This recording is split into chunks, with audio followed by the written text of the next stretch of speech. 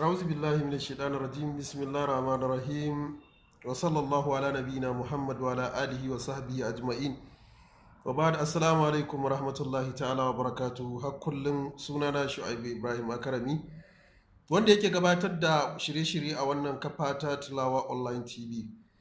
Yau cikin ikon Allah za mu ba da wani sirri ne shi ma da 'yan uwana maza suke ta biyo mu kuma suke gaya mana. To muna so mu rika ba da wannan ɗin a sirrance. To amma tunda yawan mutane baka san iya adadin da za su yi amfani da shi ba, la ba'as, mu dai abin da muke so shine ka ji tsoron Allah. Duk abin da za mu baka ka ji tsoron Allah kuma ka san Allah zai tambaye ka. Wannan sirri ne na ƙara girman mazakuta domin gamsar da iyali, kar a zamanto ana shiga cikin haƙƙin juna kuma ita ta takura kai kuma babu kayan aiki.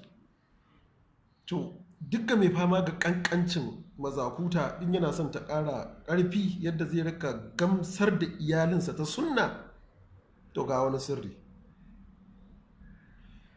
Za ka samu aloe vera, za ka ɓara ɓawon aloe vera ɗin ɗan farfarin na ruwan ciki ake so.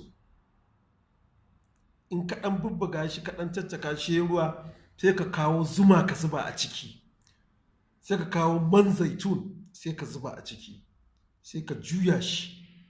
Ruwan aloe vera ɗin da man zaitun da zuma za ka ga yana wani yauki kamar kwai. Sai ka ɗan ɗiba sai ka shafa a gabanka gaba ɗaya, kana shafawa kamar na tsawon minti 5. A afuwan, idan ka haɗa wa'ancan ruwan guda uku, aloe vera da zuma da zaitun, za ka yi ta motsa shi wajen minti 5, za ga yana yauki kamar kwai. To shine sai ka ɗiba kana shafawa a gabanka. Bacin ka gama shafawa za ka bar shi kamar minti 30.